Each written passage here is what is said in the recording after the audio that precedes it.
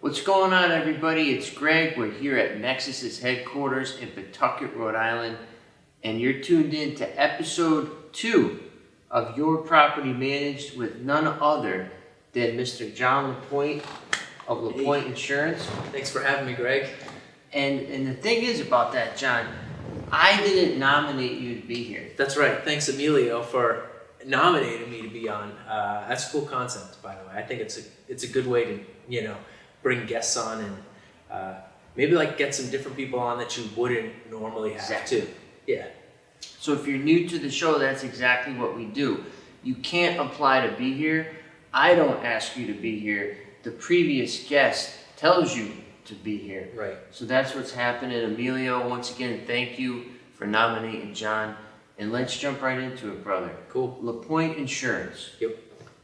I remember when I met you, you told me you were a third generation insurance connoisseur. Sure.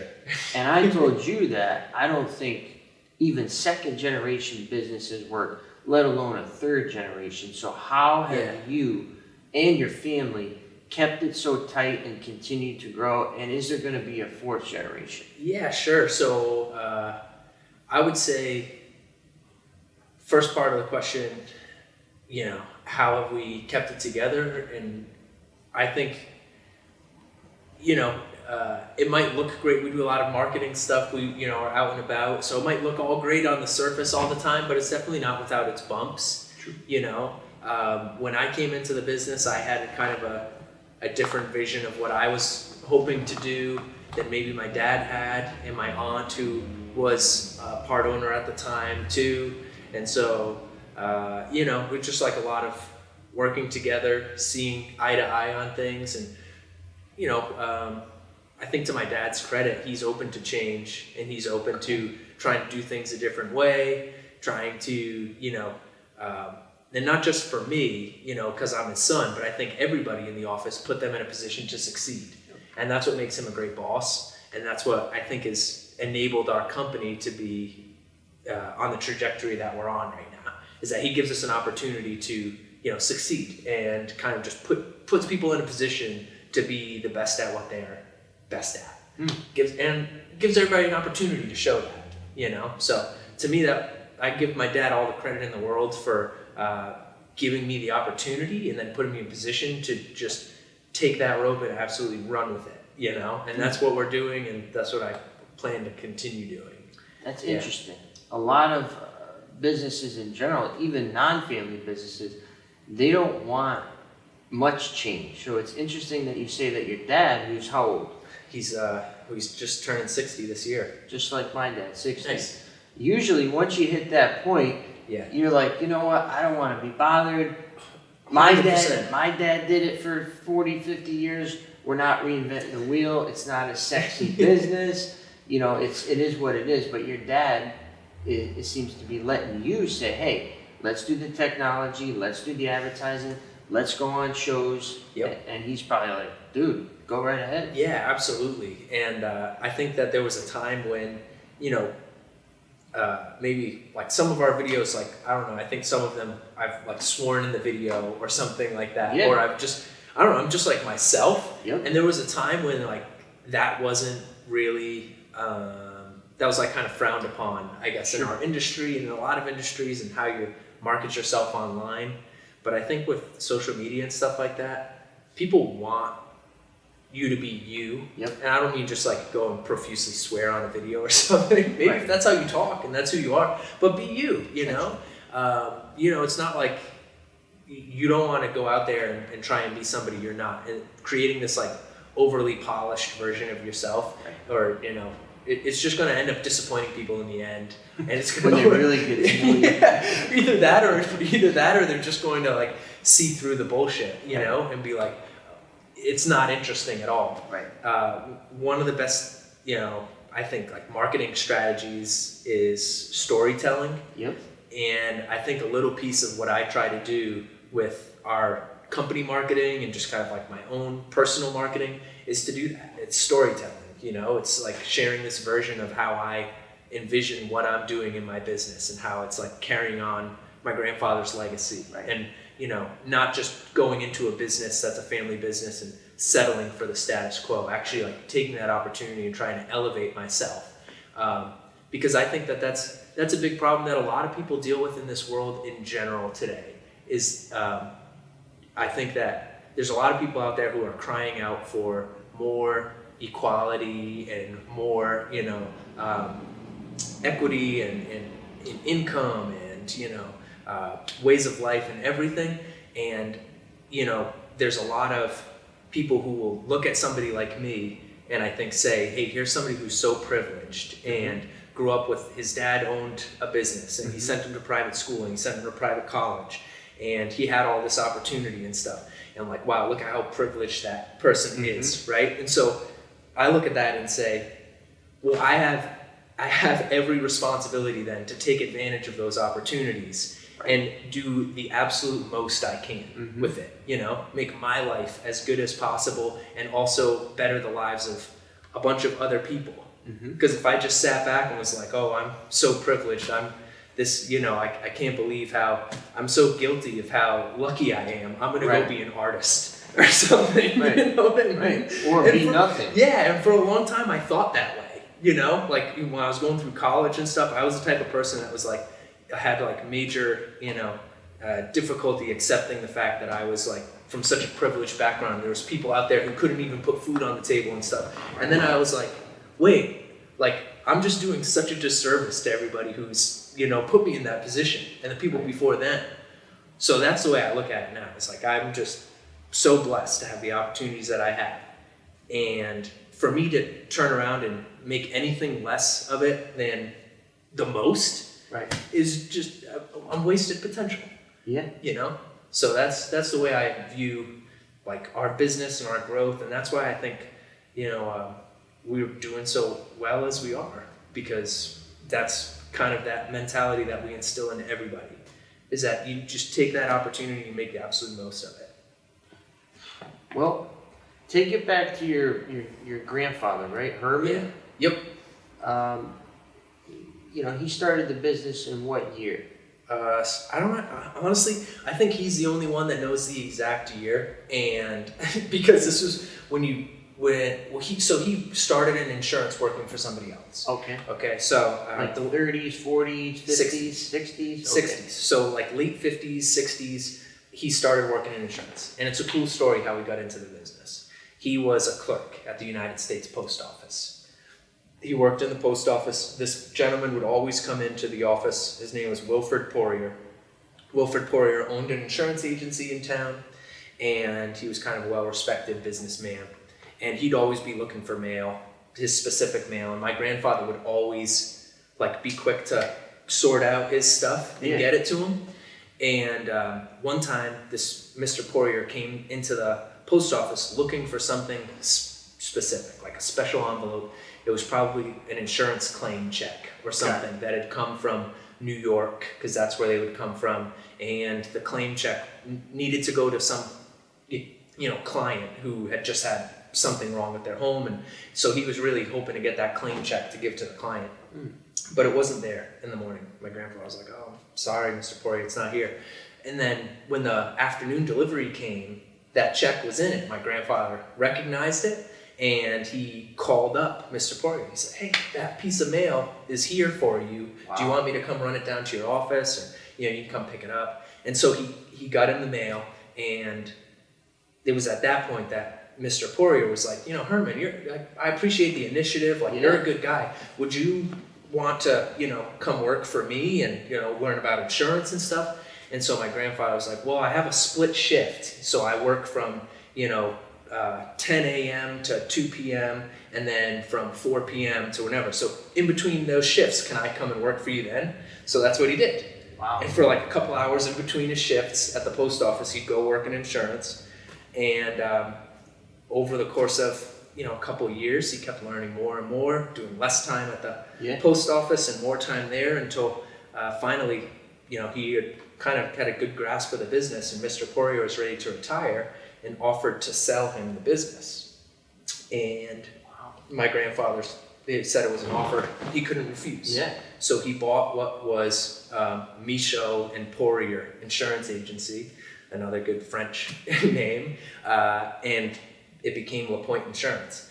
And at the time, it was apparently a very risky thing to do, because he was leaving a civil service job at the post office, which like in the 60s and 50s was like sought after. Yeah, exactly. That was like the pinnacle of stable jobs to raise your family on. And he was going to be in an entrepreneurial business that he had just done, and put down money on it, He's putting himself in debt to buy this business. So like his mother was like all pissed off at him, but he said that his dad said, you've got it, you're going to do it. And yeah, I mean, the rest is history, So but I thought that's kind of a cool, like, American dream. Yeah, and that was story. in the 60s. Yeah, that was in the 1960s. And that was, where was the home office originally? Was Fall River. Oh, wow. Yeah, so it was in the Flint district of Fall River. I forget the name of the street. My dad would know, but it was there was a small office in the Flint, and then a couple years after he had owned it, he purchased a gas station on the corner of Pleasant Street in Fall River, and turned that into an office building. Yep, there's cool pictures of like this gas station being like renovated into an office, and that was the office that we were in until February of this year, when we just moved into our new office on Main Street. Which looks legit. It's awesome. Yeah. What number Main Street? 10 North Main Street, Fall River. So you're right off the exit? Yep. On the left? Yeah, exactly. So if you're coming on the Braga Bridge into Fall River, as you're kind of going into the tunnel under the government center, if you look up to your left, there's a big building that has like signs for Hasbro, children's practice, and I think it says J. Caram Management on the top. That's the name of the company that owns it. That's where our office is. We're on the first floor. Cool. Yep. So that's your only office, or do you have others? That's our only office now. Yeah, we had 3 offices, but made a business decision to move all staff to that one big office. Got it. We didn't cut staff. We didn't downsize. It was really more of a consolidation of like our people, our people assets in a way. So how many people are at that office? I mean, Between 25 and 30. pre-COVID. Yeah, so even now we're back to full staff in the office, which is awesome. Yep. All of our staff are pretty comfortable with being in the office. Cool. It's a nice separated space. Desks are far enough apart. And, if you need to wear a face covering to interact with people, you can. And we're following all the guidelines, but everybody's back, which is cool. Because it's really weird sitting in an empty office. With a mask on? yeah. I sit there. I drive my car with my mask on too. Sometimes I put the face shield on and the mask. Some gloves. I love the people that have like the welder's mask, like the big shield. Like, you think he's gonna pull out like a torch, torch your metal. But I feel like it's killing the COVID like that. I feel like when I'm walking into somewhere, I'm like quickly putting on my mask, and it almost feels like I'm gonna rob the place. Yeah. Like, that's how I feel. Like, all right, 100%. get on the floor. No. Like every time I'm walking into a store, I just did it here. I walked up to your door, and then there's a sign on the door that says "Must wear your face covering." I'm like, shit, I gotta go back to my car. But that I do that like 100 times a week. It still takes getting used to, and I'm not somebody who's good. Like I'm not a good order taker. Yeah. Most people, entrepreneurs like us, we kind of want to March to the beat of your own drum, blaze the trail. We don't want to watch it get blazed. Right, exactly. But how about like coronavirus in your business? Have you gotten any claims that are coronavirus related, or is that not even a thing? When this all started, just about every business that had to shut down in some way or cut back wanted to file a business income claim. Okay. So business income is a coverage on your policy that's going to provide replacement of lost income due to a covered physical loss. And that's the rub when it comes to coronavirus, is that business income only comes into play when it's a physical loss. Ooh. So like let's say Nexus Property Management, right? you own a 6-family somewhere and generates rental income every month, so your business income is rental income. You have a fire in that building and you need to repair the building. Well, insurance is going to A, pay for you to help rebuild the building, and 2, if you have business income coverage, pay to replace the lost rent during the time that the building is being rebuilt. So every restaurant, that was closed, every manufacturer or contractor, anybody that was closed was looking to file a business income claim. And the sad thing is that it's not really covered because it's not a physical loss, it's a virus, So insurance carriers don't have the provision for coverage there. But everybody was told to file a claim anyway. Everybody, file a claim, get it on record, and see if how this shakes out. Because I think what may happen is the insurance companies might be made to pay some portion of them as some of these claims get into higher courts and stuff. Yeah. They'll kind of like kick the can down the line until somebody finally finds some way to say, businesses need some coverage from insurance based on this language, whatever. So as long as your claim was filed at one point, they might come back and reimburse. They might retro something Yeah. or change policy for the future. Right. So the short answer was that no coverage immediately, but see if it comes down the line. What's your gut on that? Trump was got on camera at one point and said insurance companies should be paying these claims. He was talking about it. Yep. Some of the other talking heads were saying that they should. I think it really comes down to, how some of these claims shake out in court. Really, I think it'll be a case by case basis. I think some of them will end up getting paid, some of them won't. I think if you got a good attorney on your side who can find a loophole to make the claim that it is a physical loss. Right. That your property was physically damaged by an infection. Right. You know what I mean? Like you had to close because you had physical, evidence of virus damaged your property. There could be a loophole there. So I'm not sure. My gut is that, for most smaller claims probably aren't going to get paid. Yep. But some of the big ones will get taken to court. So you think it's going to end up in the Supreme Court kind of thing? I don't know if it'll get that far. But probably state Supreme Courts and stuff. Because insurance law, for the most part, is state specific. Yeah, exactly. There's a state commissioner, that regulates insurance law in each state. So most states are basically the same, but the state kind of has their own regulations for each one. So let me ask you this, right? Shifting gears off of the coronavirus, what's your protocol? Or better yet, how do you handle when you think somebody is putting in a claim that is total fraud, like crime status? Yeah, somebody's... Do you act like nothing happens and report to your state insurance commissioner, or do you report to your higher up, which would be your dad or? Yeah, so we typically, if somebody calls me and they want to file a claim, I'll give them my honest opinion of what I think is going on. So if somebody's filing a claim and it's something that I don't think they're going to have coverage for, I'll tell them that just to set the expectation. Yep. And then file a claim anyway. I'll say that's probably not going to be covered. It's just for XYZ reason. It seems and I try and explain to them what the situation is and why an insurance policy may not provide coverage for that. And really that's just kind of to set their expectation. And I'll say the only way to know for sure though is to file a claim. And when you file a claim with the insurance carrier, they're going to assign an adjuster to it. The adjuster is actually going to come out to your property or location and learn more about the issue at hand and start investigating it basically. I can't be the one to tell you that at the end of the day. So that's kind of the way I go about it. And then at least I've set their expectations that if down the line the insurance company is sorry, there's nothing we can do, read form 14.8B, whatever, it doesn't cover it, then at least they know that I kind of gave them my honest opinion and gave them a fair shot at it.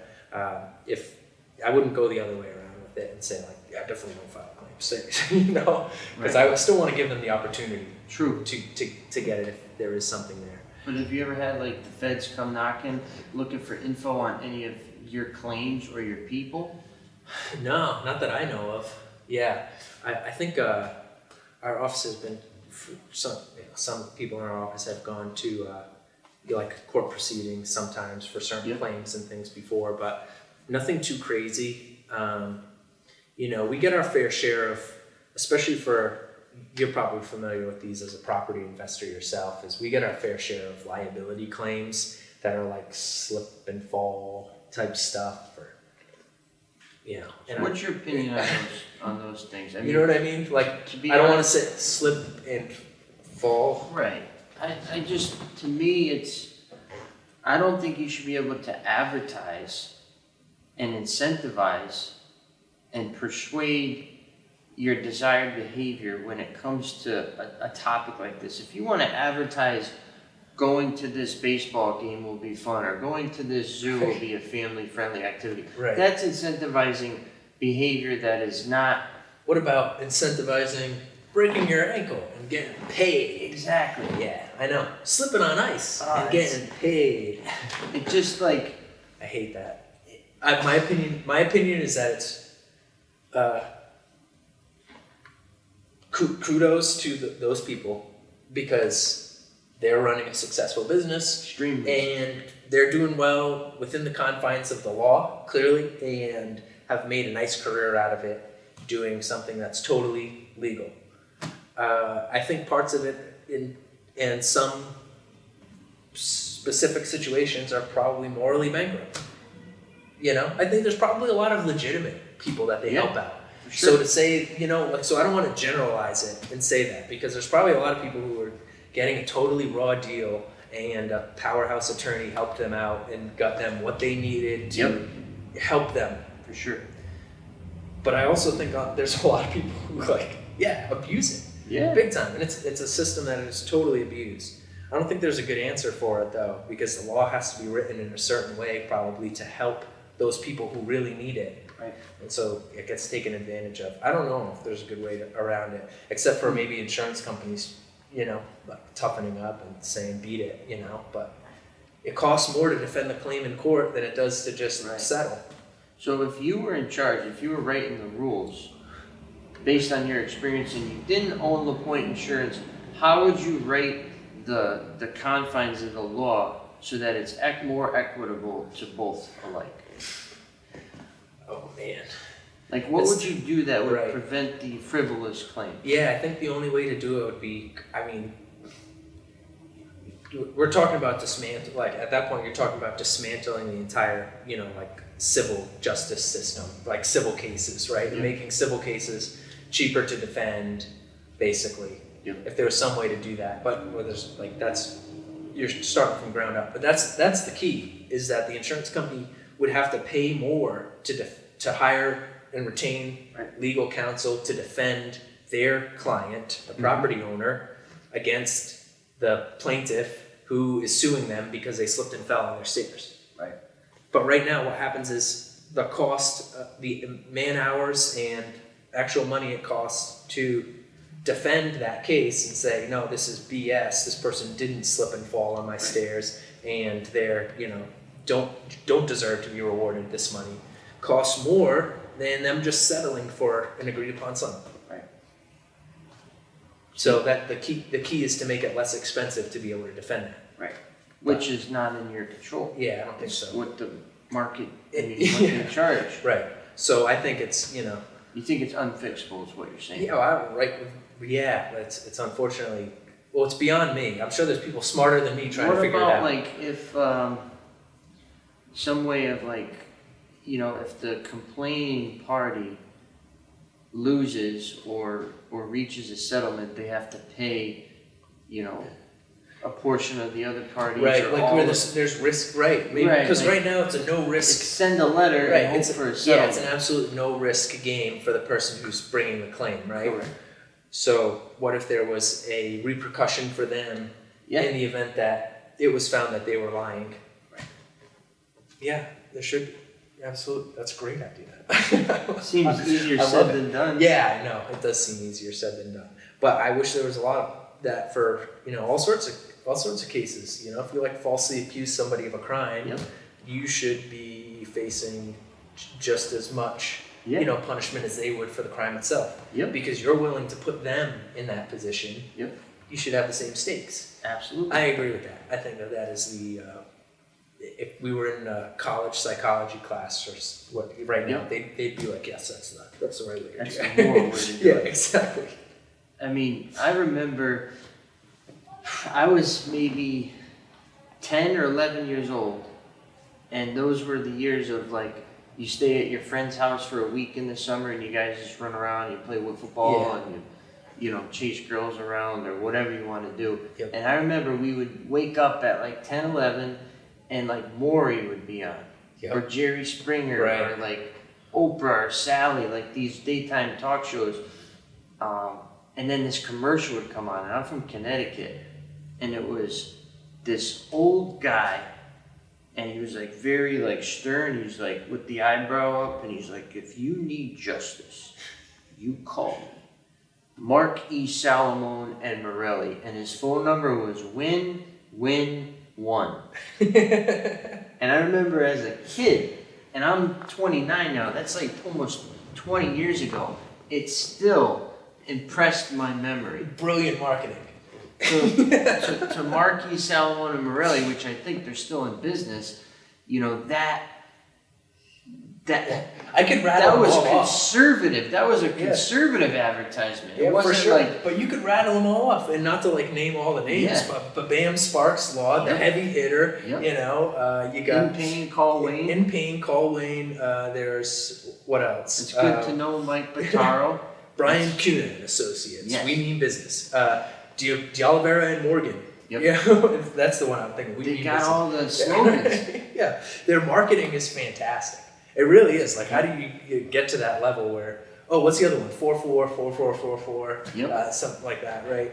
And they just maybe like deep pockets and able to get on all those TV commercials and billboards and stuff. But it is really like locally, saturating advertisements. Like, it's crazy. They got it down to a science, though. Apparently, that's good. You know, but we don't do any of that kind of marketing. We're not on TV commercials. Social media, website stuff. Yeah.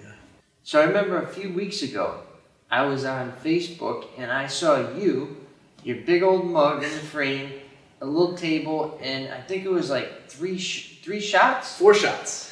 4 shots of vodka. 4-shot challenge. Yeah. That's tequila. Get it right. Tequila. Even worse. Yeah. So, but my point is, Yep. that was successful marketing to me. I'm your fellow. How old are you?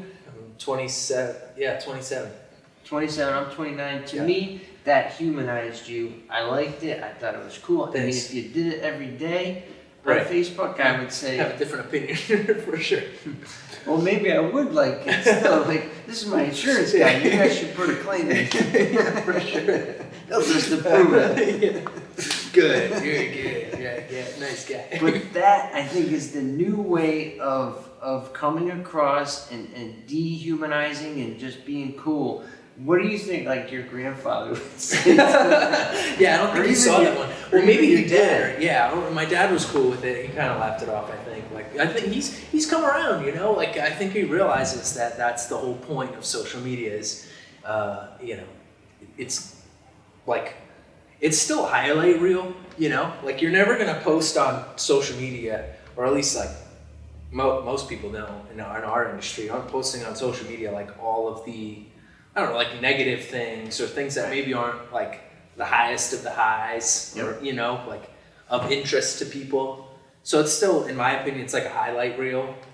Good highlights, bad highlights, different things, but it's the highlights is what you're getting on social media. So I would say that's, you're not getting the full scope of somebody on social media, but you can try and you can be as like yourself as possible. And that was a good example of it, doing the 4-shot challenge. So Rick Lima in my office nominated me to do it, and I'll tell you, like, I was sitting at home that day watching his video and being like, What an I'm not doing that. Right.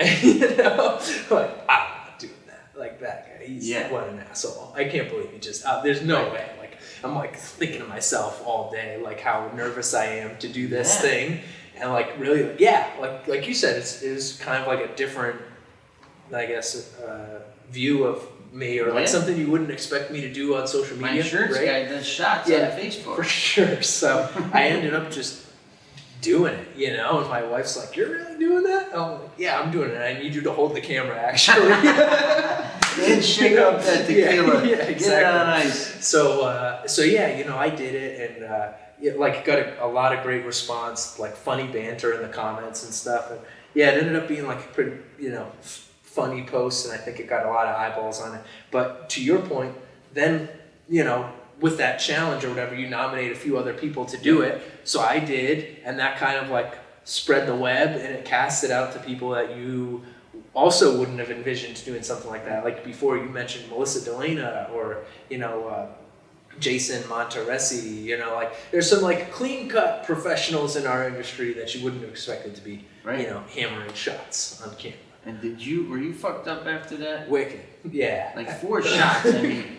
Yeah, my wife drove to dinner, and I was sitting there. This was like mid-COVID. They had just opened outdoor dining in Rhode Island. So I had to like, you know, like there's rules, you know, you have to like walk up to the host stand with a mask on, you know, and I like had my mask upside down, and my wife's like just like dragging me by the arm. Wow. She's like, "All right, here you go." When did it hit you? Like it was probably like, I don't know, 20 minutes after maybe, where I was like, whoa. But it was 4 shots, so it wasn't like wasn't the end of the world. Death. Yeah, exactly. But I did take it easy at dinner. I wasn't drinking a lot at dinner. So where do you live?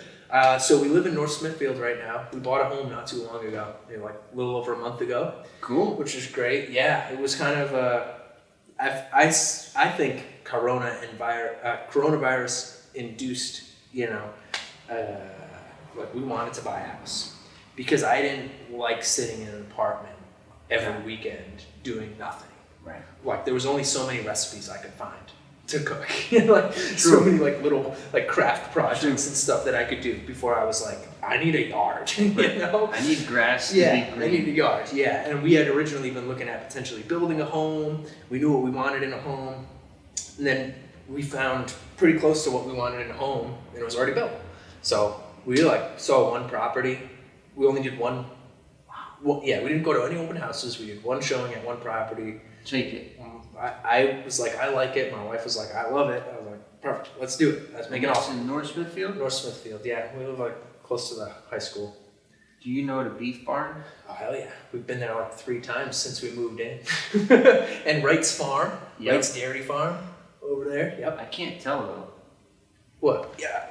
You're good still. Yeah, I'm wearing black. Okay. Yeah. Slimming. Nice. It's a slimming It's color. slimming black. Yeah, whatever you're on camera, and definitely not sideways pinstripes. Black chairs. Yeah. Exactly. Even black electrical outlets. Yeah, this is a very skinny office. This is good. True. I never Weight thought of Watchers. that way. It's the Weight Watchers headquarters. For sure. This is, I mean, all that you see here, and you know, you folks at home can't see it, but it's stainless, it's black, it's epoxy, it's brick.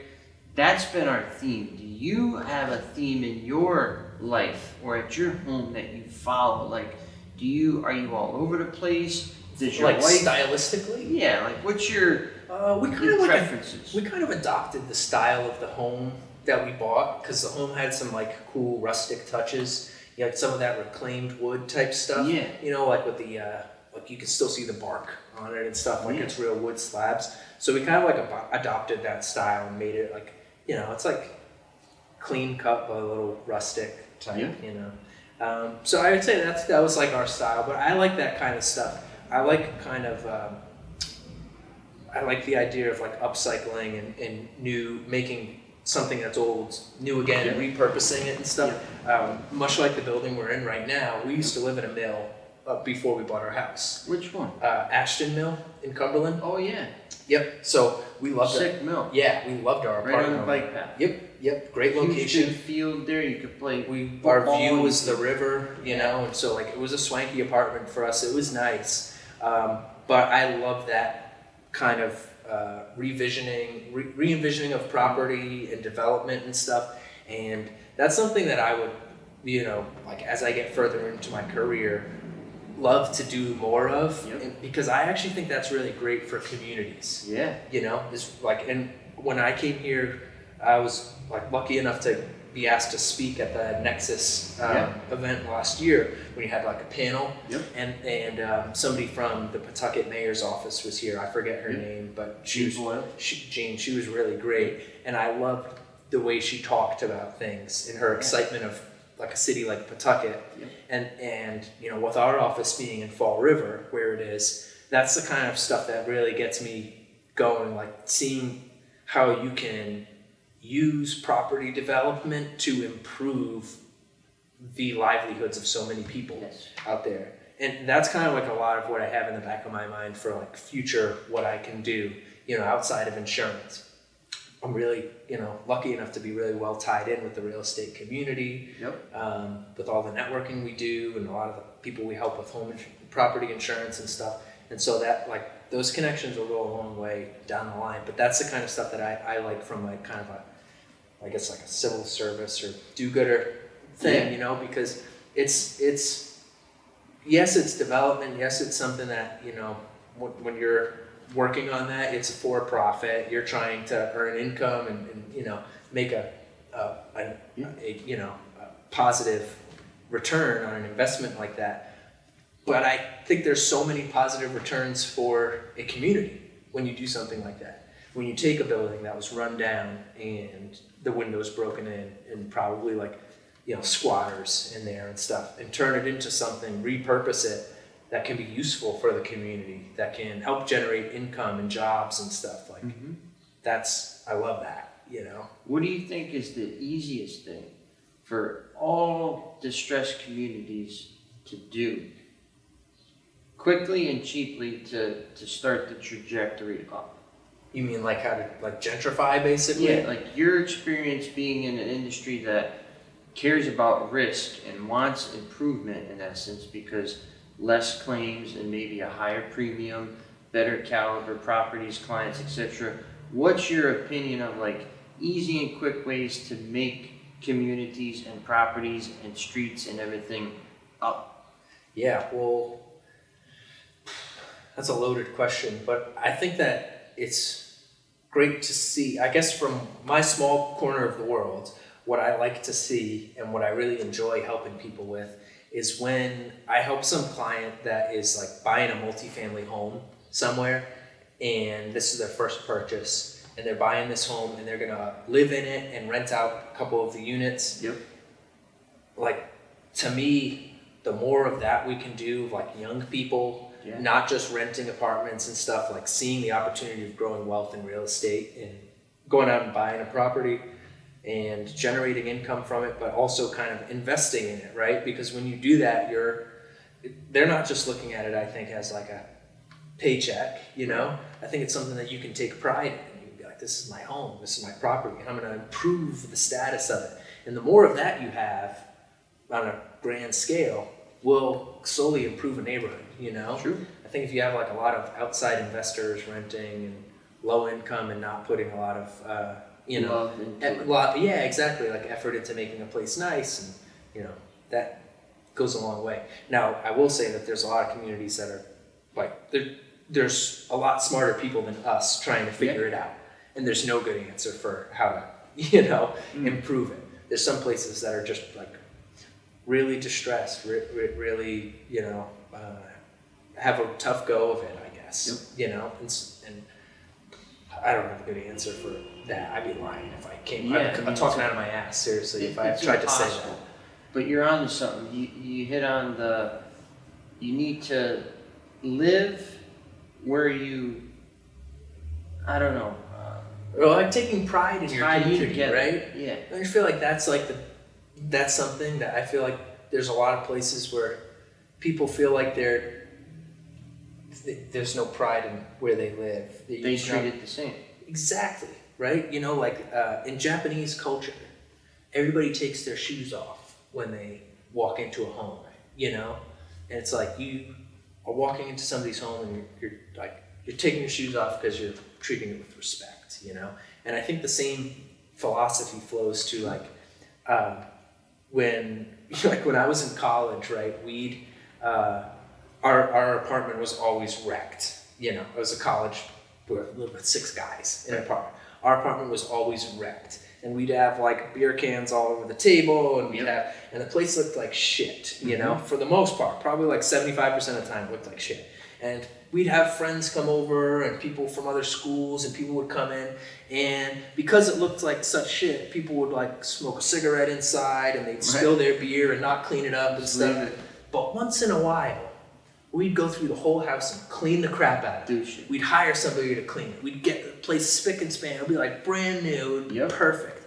And then you'd watch as somebody came into the home and sat down, and they'd be like, "Do you have a coaster?" Right. You know? Like, don't worry about it. But it's that psychology of like, if you're walking into a place that looks nice and is treated well, and like, it seems like the people who live there are treating it with respect and taking care of it, you're going to think, hey, I want to take care of this too. Like, I don't want to be the one to mess this up. But if you walk into a place that's in shambles, you're going to be like, well, whatever. Like, look at what difference do I make? So like, that to me is kind of the meta psychology behind it. That's a good answer. Right? So how do you convey that to a place like Pawtucket or Central Falls or Woonsocket, which I love a lot? How do you convey that when the majority and a lot of people that own the houses there don't live there? Right. Me being one of them. Yeah. I own a bunch in Woonsocket. I own here in Pawtucket. I'm not there, but I take care of them. The grass is cut, the hallways are swept, the driveway's plowed. I'm taking care of it. I think I want to be a good neighbor. Right. But there's some people that don't reciprocate that. Yeah, they're willing to just do the bare minimum. Or less. Right, even less than the bare minimum. So what do you do there? Like, what's the pill that these cities can take to improve those woes? I don't know. That's, because there's a lot of like a lot of people will see it as an attractive investment and something that doesn't require a lot of upkeep and doesn't, but there's no good answer for it, I wouldn't say that the ills of it all is because that one person owns a property and doesn't take care of it either. It's a way more complex issue than that. But I think it comes down to just, doing little things to, I think maybe from like a policy standpoint, making it an attractive place for businesses to operate and making it a place where outside investment wants to come in. And the more you do that, the more values will go up, the more, it'll become an attractive place to invest, and, simple supply and demand, things will get nicer, honestly. But that, to me, I'm the type of person that's always like more for giving an opportunity for outside money to come in and make it easy to do business, like that's kind of one of the problems that I don't like with the state of Rhode Island. It's a very difficult place to do business in, right? Is that how you feel? I think so. Well, I think it's a lot, it's probably like one of the highest tax states in the, in the country and stuff. And it's not like a super business friendly state, but then again, there's a lot of big businesses here that seem to be doing just fine. Amica, CVS, right? Where's some of the other ones? Electric Boat. Yeah, I mean, there's so many, just in our backyard that you don't think about. Like one in Cranston that I like is Taco. Yeah. They make like, parts for equipment and things of that nature. And it's like, I met many people who worked there into their 60s, into retirement, and have nothing but great things. Oh, I worked at Taco for X amount of years. I got my pension, I got my benefits. Like, it's nice to see those businesses exist. Like you were saying, the old school American dream, work hard until you retire. And but it seems like yours and I's generation, we never bought into that. And they kind of were, I don't know about you, but I was preached, learn a trade and do it well. I grew up in a blue collar section of Connecticut where everybody's a mechanic or a landscaper or a construction worker. I didn't get sold you should build your own business, or you should buy rental properties. Nobody told me nothing like that. Yeah, I wouldn't say I was either. My upbringing was kind of like, study hard in school, do, the best you can in school and athletics and stuff, and go to as good a college as you possibly can, get the best possible education you can, and the most prestigious diploma that's possible for you, and then you can get out and you'll be much more employable in some sort of business world or whatnot. I would say I followed that track mostly until I got to college, and then I was like, well, this is kind of bullshit, like I was talking about earlier in the show. I just felt like it was kind of, I was jaded with the world, and like, the fact that I was so privileged and stuff, and then after I graduated college and started working for a year, I was like, no, I was the one that was being the asshole. Where were you working? I worked at Mass General Hospital. Oh, okay. Yep. So I did fundraising there for close to 2 years. Is it fun to be a fundraiser? It was Seems really difficult. it was not fun. I really liked the people there. I really did. I thought it was a great office. It's a world-class organization. Mass General Hospital is consistently number 1 or 2 best hospitals in the world, which is cool. But for me, we were raising money for the hospital, and it was really interesting for me to learn a little bit about how hospital finances work and stuff. Because after seeing how big of a business it was, I was like, why are we fundraising? I was like, what do we still need money for? Insurance. Don't they make money from insurance? But then I learned that it's a big research institution too. So there's a lot of people trying to get their research funded. There's a lot of docs that are trying to find cures for this or that, and trying to treat very particular kinds of patients that needed some world-class medical care. So there was a lot of cool stuff about that. So I bought in. I understand now why there's a lot of need for fundraising in hospitals, even major health organizations like that. But for me, I just didn't like that I was in a sales, I was in sales. Ultra sales. Yeah, I was selling. Give me money. Yeah, exactly. I was selling a idea or a belief in something. I was selling the fact that you were making a difference by making a donation. So I still sell it, but it's not a commission position. It's you get your 4% increase every year, and then maybe you work your way up the rung to the next level, to the next one, and then you become a mid-level manager. And then, but Bob's been there for 18 years, and he's not retiring, so you're and Bob's been there for 18 years and gets paid more than me, but sits on his fucking ass all day and is just lazy, and I don't, but Bob's totally cool with doing that. Right. Bob's I've been here. I'm not gonna get fired. He's all I gotta do is what I gotta do. I don't have to do any more than what I gotta do. That's what they're paying me to do this. Why do I have to do more? And I still get promoted because I do what they tell me to do. Right. So I was like, this is not the place for me. Yes. And then I talked to other people, and they were like, well then you won't want to work in you won't want to work anywhere. And I was like, really? They were like, yeah, that's how it is. This is what offices are. This is what an office is like. There's a lot of people out there who just will do, just that. And I was like, you gotta be shitting me, So then I was the story of how I got into the business. I don't know how we're doing on time, close to the end. Yeah, we're good. I called my dad up one day, maybe a year into doing it, and was like, I don't know if this is for me. I don't think it's And you were living in Boston? We were living an hour south of Boston, maybe half hour south of Boston. I took the train and commuted every day. Yeah. So anyway, I called him. I was like, I don't know if this is for me. I think I would be good in insurance. I'd be a good salesperson for you, and kind of pitched myself to him. He was like, Johnny, if you went anywhere else to apply for a job right now after getting 1 year out of college, they'd probably tell you that you need more experience. And so he basically told me to pound sand, So, your own dad. Yeah. He was not about it. He didn't really want to hire me the first time.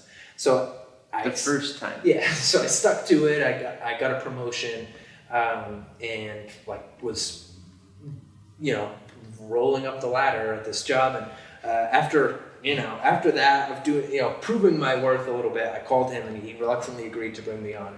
How many years later? This was like another 9 months later. Oh, so you were like chomping at the bit. I was totally ready. Yeah. So, yeah, exactly. It was like a year, and then I called, and then like 4 months, and then I got a promotion, and then like another 4 months of biding my time before I was like, hey, come on, please, let me do this.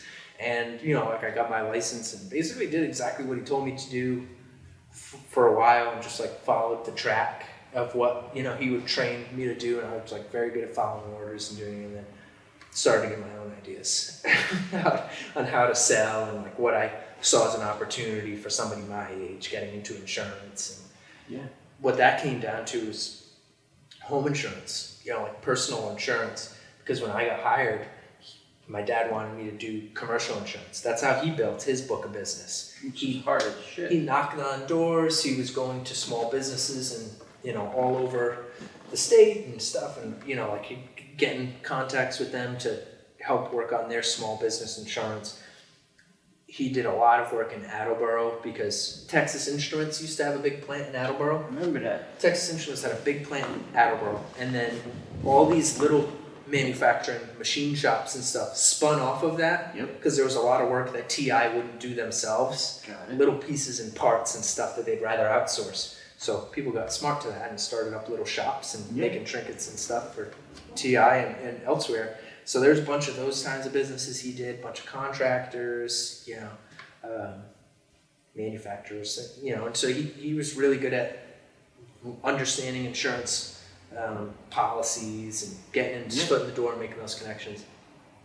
And like I was 25 years old, not even, I was 24 years old, starting fresh, like door to door insurance sales to seasoned business owners who probably knew more about insurance than me. It was a friggin' tough racket, I was like, this is really hard, and everybody, the only thing that I could possibly sell them on was the bottom line. And that's not a good place to be in when you're in any business, is just selling on price. Right. Yeah, it's not, I feel like we have so much more to offer than just price. So I started to get a couple of deals from some friends of mine that were in the business, like loan officers or realtors who'd say, hey, I need a binder for a client, whatever, for home insurance. And I got a little bit of business that way and saw a real opportunity there. Our rates were good, and I was pretty quick with responding to them. Again, like I started to realize, like, this is our opportunity here. First-time home buyers think that the only option that they have for home insurance is the company that does their car insurance, or the person that their realtor or loan officer refers to them, or the companies that advertise on TV. Allstate, Progressive, etc. Exactly. So odds are the ones that advertise on TV are also the ones that they got their car insurance with.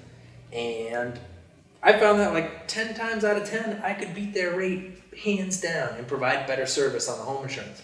So that was awesome. The only thing I had to get past was the other person that the loan officer was referring. Right. So what do you do? Like let the air out of the tire before the closing or something? No, man. I just showed up to a lot of networking events, tried to be polite and make introductions and say, hey, I know you have a person probably. Everybody does. Of course you need somebody. Especially in Rhode Island, everybody's got a guy. If you need somebody to give you a second opinion or something, give me an opportunity. And that's all I did, like 100 times. And I kept, and still do it today.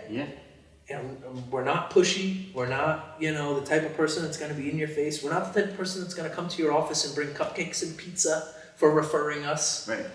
We're just going to I'm be not a big fan of that, by the way. I feel like you almost indebt me by bringing me these day old gingerbread cookies that aren't even that good. I know. On a good day. And then you're like, oh yeah, I'll refer you to that client. Thank you so much. Yeah. When are you doing the presentation? Right. Like that's the other thing. It's a nice Come into the presentation and like, here's my folder with like what our services offer and stuff. And like, blah. As soon as you open the folder, it's game over. It's like, no, the eyes gloss over. Nobody's interested in anything you have to say. Who's doing shots? Yeah. That's all people want to know is who's doing the 4 shots and is it tequila or vodka? Exactly. It's tequila and I'm doing the 4 shots. So I heard a statistic. Maybe you could tell me if it's true or false. It's from Emilio, and he said that John Lapointe, via the Lapointe Insurance Agency, insured 20% of homes in Rhode Island. Okay, so it's slightly off. Okay. But yes, there's a half truth in there. So we don't insure 20% of the homes in Rhode Island. That would be like an incredible number, and something to aspire to maybe down numerous years. But what we are doing right now is about 20% of the real estate closings in Rhode Island. Ah. So anytime somebody's buying or selling a property, about 20-25%, maybe even a little more. Last month it was mega, but we're doing around that percentage of the closings have a binder from our office with the home insurance. So it's an incredible. So if you think about that from like a market share perspective, that'd be like that'd be like Emilio selling or being on one side of the transaction of Every 4 deals. 1 out of every 4 deals. Yeah, and that's right now where we're at. Yeah, it is. It's kind of friggin' mind blowing, and so that's how we've had our best months ever in the midst of a down market. But it was to me it was cool. That means like we're on a trajectory to really kind of explode and do some really cool things. But it would also like scared me a little bit, how like success can be scary sometimes. Yeah. You ever have like one of those really good days where now you're worried about like You're on an island. right now you're worried about like what's next? Because like do you feel like you have a lot more to lose now? Sure. But we don't. I don't really try and think that way honestly, because I think there's so much more we can be doing. There's so much we can always improve. I don't feel like we're ever done. I don't know. I'm not the type of person that's just going to settle for like, wow, like we had our best month ever. Let's retire. But it's enticing. Yeah, at a certain point, I guess. But You can I fall think asleep at the wheel too, which is dangerous. right, exactly. You don't want to be that person that was like, was really great to work with and then isn't, or like got too big for their britches, Which like, you're young, you lost. got 40 years easy of your profession That's crazy. to go. Crazy to think about. Maybe even more if you stay this skinny. Well, my wife's a dietitian. Who is your wife? Nicole. Nicole. I don't think I've met Nicole Lapointe is my wife. Yeah. How did you guys meet? We met in high school. Wow. Crazy. Yeah, we've been together for a long time. High school sweethearts. Yep. So even throughout college, even through the beer cans on We the broke floor. up at one point in college. Okay. Yeah. It But it was not very long. It Maybe like happens. a weekend or And then she something. came over, she saw the house was clean, and she was like, all right, I'll take it. Yeah, right. That's what it was. So let me ask you this: living with a dietitian, do you have to like go to the basement and like house Twinkies down? No. Is she like food shame you? Nope, not at all. Yeah, being a dietitian is not what you think, I guess. Like a lot of training in dietetics and nutrition is not to shame somebody for having treats. I would be shamed if all I ate was that. Like if all I ate was junk food day after day, and I didn't have anything nutritious ever, she'd probably shame me for sure. Right. But you're actually supposed to be encouraged to, treat yourself with sugary foods or snacks or something. But treat it as just that. I learned something new from her the other day. I always learn cool stuff about food and nutrition and like how to educate people on eating and stuff. And I thought it was cool the way she put it, because I think it was her mom that was saying something about, oh, I found this new ice cream and it only has like this many calories and that and this. And Nicole was just like, why are you looking at the calories on ice cream? Ice cream is a treat.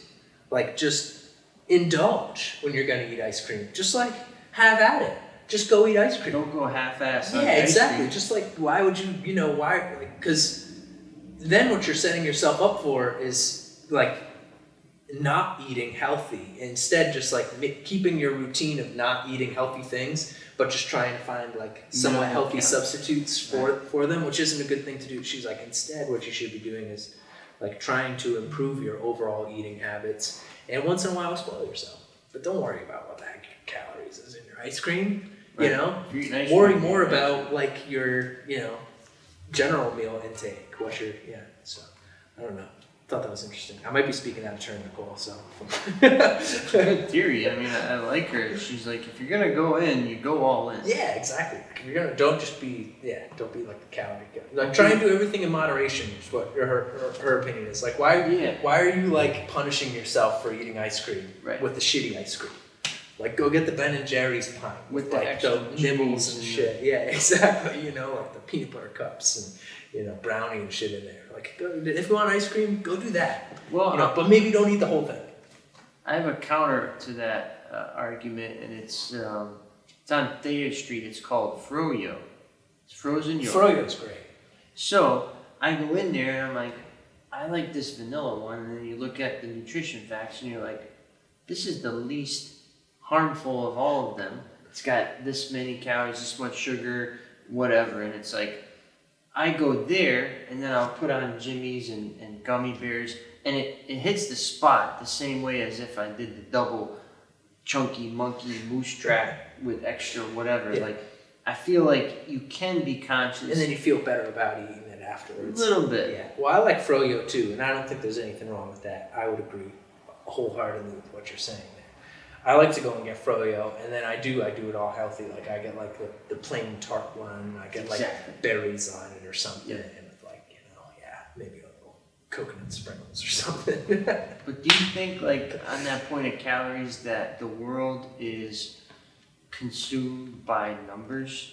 And do you think that we all want, like, okay, this Fig Newton bar is only 100 calories, or this yogurt is 150 calories? Like, do you think everybody and all of their things that they do, they want a numerical, like, association? Yeah. I think that's part of human nature, is to want to be able to, like, unlock the answer for things, I guess, right? Is to, like, have what's the formula for it? What's right? And in a lot of ways, how much can I save? How much can I get? Right. But I think, like, when it comes to health and nutrition, at least what we've settled on is you just try and, like, make small lifestyle changes so that you're living an overall healthy life and you don't feel so bad about eating, you know, the ice cream treat or whatever. Because for a while I was like, you know, I put on college 15 or whatever, you know, like I was like not in the shape that I wanted to be perfectly. And so I did like MyFitnessPal app on my phone. And MyFitnessPal was crazy. Like, you could literally take a picture of the barcode and, like, it would tell you how many calories were in that one. And, like, it has, if your goal is to lose 10 pounds, it's like a mathematical friggin' formula of this thing, where it tells you have to eat this much calories. And it's just math. If you're doing less calories than your target calorie goal for the day, you're just going to eventually, you know, like, keep losing weight and keep, you know, like, achieving that number. Yeah. So to me, that was like crazy. That was like, wow, this is like, and it worked. Like, I was in really good shape for a while, but then, like, I realized that's not really sustainable either. You know, every single thing. Yeah, and then like try to live your life like that. Guess what it is. And I'd be that freak show at a family party, like avoiding the turkey. Yeah, like avoiding like the cool foods and craft beers and stuff, and like drinking the seltzer or whatever. Like, I was like, this isn't fun. This is no way to live. So what's your motto now? You eat when you're hungry and you exercise X days a week. Like, what's your regimen? Yeah, honestly, maybe it's just my metabolism, so I hope people out there don't get offended, but I don't really exercise much. I do, right now, yard work is a great exercise for me. It's underrated. And it is, yeah, really underrated. I was pushing the spreader around my grass. I was doing, you know, different stuff around me, you know what I'm saying? That shit. I was wearing the backpack sprayer, had that shit filled up with pesticides, yeah, for sure, killing weeds. So you don't exercise, but you just... I try and do stuff. I'll go out and walk and stuff. But yeah, we generally eat clean. That's kind of what it comes down to. I think what somebody who works in the health field would tell you most people I think would tell you that. Exercise is overrated when it comes to like weight management and image. Interesting. Like exercise is important to have a little bit of physical activity. I think it helps you let off steam, clear your mind, get the endorphins going. But there's a lot of people out there who are trying to lose weight, and just by making small modifications to their diet and not changing the amount of exercise would actually lose a ton of weight. Yeah, it would fall right off. Like for us, it just comes down to like a lot of whole foods, and we cook almost everything. Not like eating packaged shit. Try to limit takeout, mostly vegetables and meat. So literally all I eat, like vegetables and meats. I remember growing up watching my dad eat, and I love my dad. He's a great dad. John Rice. He's still my dad. I didn't fire him. Big John Rice. Big J. But he eats like shit. He eats pure shit. It's just junk food? He drinks beer. He'll wash it down with Oreos. He'll have a donut after. Nice. Maybe he'll throw a cheeseburger with bacon on the grill. Sausage, kielbasa, we're Polish descent. So like, I love my dad, but he never said, hey, have some salad, or right. I never saw him setting any bar. And he said, listen, Greg, I work out, I exercise, I'm a construction worker, I sweat my balls off. For sure, he can eat whatever he wants. So he offsets it, and he takes joy in it. Yeah, I know a lot of people like that. You can work super hard and just house of physical labor all day, and then fuck it. Like think about like Michael Phelps. You ever seen what that guy eats? Well, that's because he swims like 15 miles a day. Like, of course you can fucking eat whatever you want.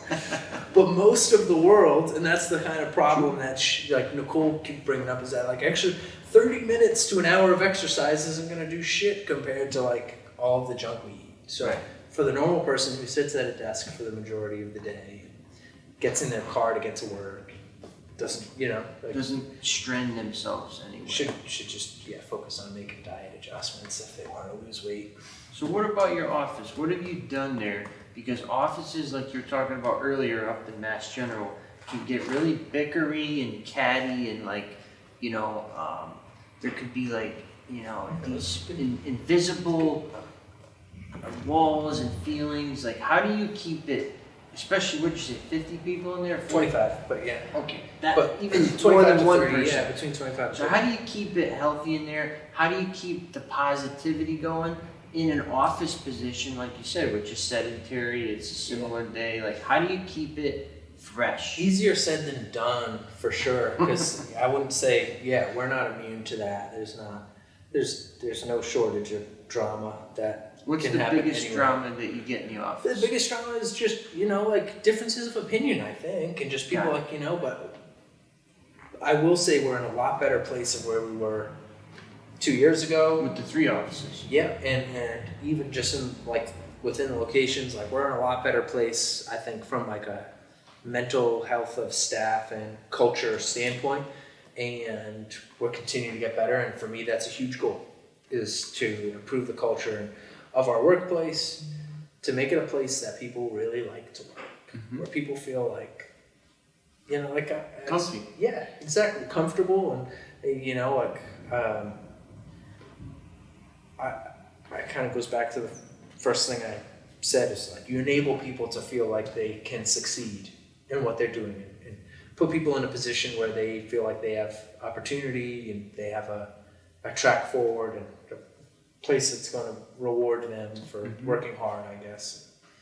That's the kind of culture I want to create, where So how do you implement that? Give me some examples of, and I'll give you one here. For example, if you look in our office, and we'll show you at home too, there's no walls. There's no hierarchy. There's no seniority. There's 3 desks here. There's 4 desks here, okay?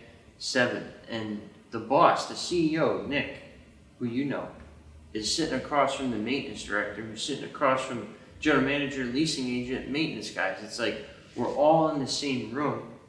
And that's been important to us, is that there's no, it's Nick, I gotta, look up to him. It's we look equal. Yeah. So what have you done, an example like that, to keep, that opportunity that you talk about a lot. Yeah, and I think, well, you know, for us, there's definitely some split up. It's not all the same. It's like cubicles and office and stuff. But you know, to my dad's credit, he's a really approachable guy. He like he'll hear out any concerns and give people the opportunity to feel like that. There's a lot more collaboration with moving into one office was a big move for us. I think just by having everybody in one space has fostered an environment of more collaboration and working together, and that's kind of what we're trying to build. And I think just like relaxing everything in terms of like rules and, you know, dress code. The way things were done for a long time, like we had like strict dress code, which said, I think it was like men should wear ties and women should not have tattoos showing or something. You know, it's like really friggin' archaic. Like it was terrible. It was bad. Yeah, it was bad. Not okay in this world. So anyway, that like dress code's not a thing anymore. T-shirts and jeans are like, I think they're like okay, you know, and yeah, exactly. What was the next thing I was gonna say? Oh, like I think. We think we have like time for lunch breaks. I think there was like a certain amount of time you could have for it was like watch the clock for your lunch break. No, get rid of that. And then in general, I think just like a management style of like, again, not like micromanaging people is kind of the way I prefer to look at things. Where you like give people the latitude to feel comfortable in their role. Set like loose guidelines and goals and let somebody kind of, you know, go about their own way on how to achieve that. And I think that you get respect from people when you give them some freedom of choice. Yeah. You know, not make them feel like just a paper pusher, like go make the right decisions. Exactly. And if you don't, then I'll bother you. For sure. But I'm not gonna bother you just because I'm your boss and I'm telling you what to do, right? So I don't have anybody who's a direct report in the office, but that's the way I like to handle things if I am ever asked or put in a position to. So how about this? Execute a task. I looked at your title. You're Executive Vice President. Right. Yeah. That was so cool. That puts you where? Right below my old man. So you're number 2. Right. You know that's. And how many people work? 26, 27, yeah. So you're number 2 on a totem pole of almost 30 people, the likes of which have probably been there maybe longer than you've been alive. Definitely longer, yeah, for sure. So how do you navigate those folks who, like I deal with it here. When I first started, I was 22, and I was managing these maintenance guys who like served in the war. You know, they're ex-vets, 60-year-old guys, like listen to some pissant kid that's 22 tell them what to do, or even reprimand them if needed. Like what's your approach there? Oh, well, I think, you know, like, I think that respect is earned and not given. Sure. And I think that what you need to do is just, like, you know, I don't think I've ever had an issue with anybody in our office, and I think you just respect people's, you know, roles. I respect the fact that there's people who have been doing this for much longer than me. I don't act like I know everything. Maybe sometimes I do, but You're supposed to know everything. Yeah, you know, like there's sometimes I feel like things can be done a different way, and I have ideas on how to do things differently and stuff. But I try not to ever like put myself in a position where I feel like I'm, you know, like this know-it-all or whatever. Right. Like I know I'm a bright person, and you know, you work hard at it. Yeah, for sure. So, but I'm not gonna be the type of person that's, you know, saying this way or the highway. I open myself to a lot of things, but I honestly just think it comes down to like I really push myself to work at like a really high level. In with that comes the like there's kind of no excuses, you know, and that's what it comes down to for me is that like when I started to work for my dad and my aunt, like I'm coming into a position where I'm family. Right. I've got kind of a leg up. There's nepotism involved. It's a family business. I'm just like in a position of no matter what, like you start from day one, you're technically on the bottom rung, Right. but people act differently around you in the office. You know what I mean? People are afraid to talk about whatever, you know. Yeah, oh, he's gonna tell his dad. For sure, exactly. You know, and so like the way I tried to combat everything was to work. Yeah. Just Work further than all that was behind you. just keep working, put my head down, like get out there and do so much as possible. And like I still do that. Like I'm the first one in the office, and with the exception of days like today when I'm doing this, I'm like one of the last people to leave. Yep.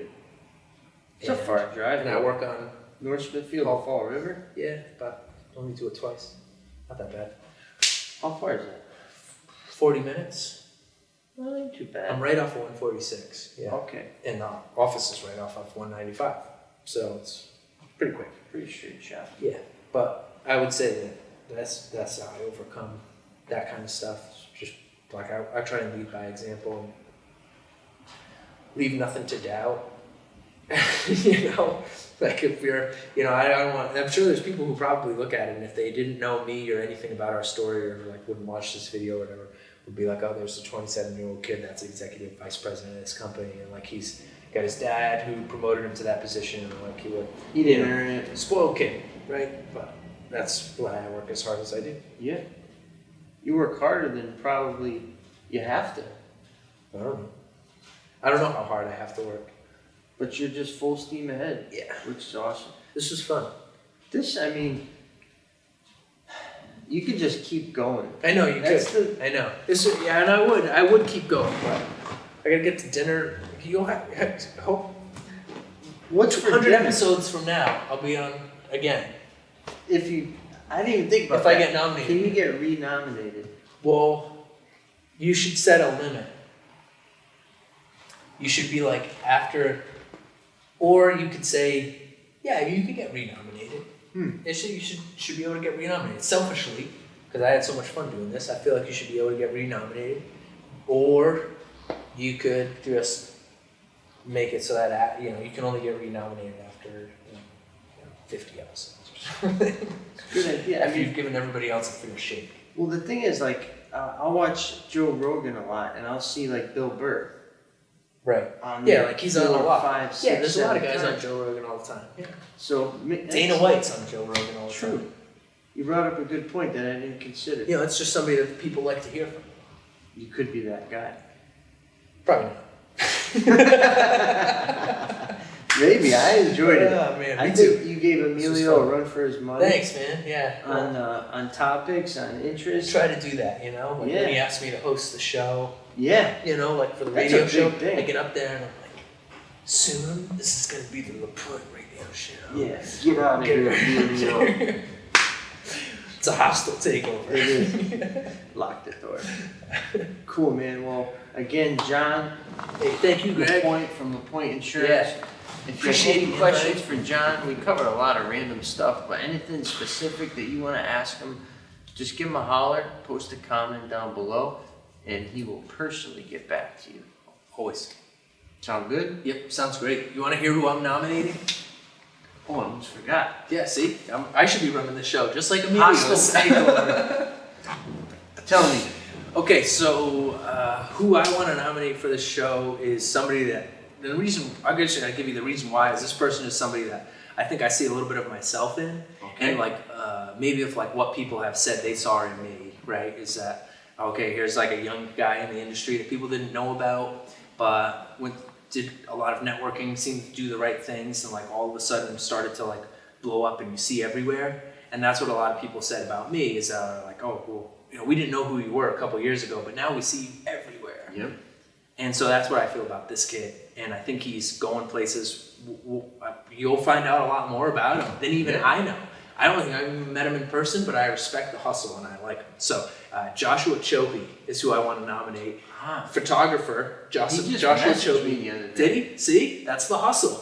I love the hustle. Joshua Chope is, I think he does some work with Emilio. Yeah. You see him everywhere. You'll start, it'll be like, when you like go and buy a card and you've like never seen this car before, you think it's the coolest car, and then you're driving around and you start seeing that car all over the place. Now that I've mentioned his name, you'll be like, So there's Shelby, multiple look at him. Josh. No. You're just gonna see all his. He's a prolific Facebook marketer and does a great job. Okay. As a real estate photographer, and I think he also does like video production stuff. But is the kind of person that I think has come from a position of obscurity to being really well known in this tight knit Rhode Island real estate community. So I think that he deserves some spotlight. Awesome. Give him an opportunity to tell his story, and I'm interested to hear it. Me too. I think he'll be a great guest, and he'll probably keep this train going to another great guest for you. Awesome. Cool. Josh Shopey coming up Yeah. next. Once again, Greg at Nexus, John at Nexus, your property managed.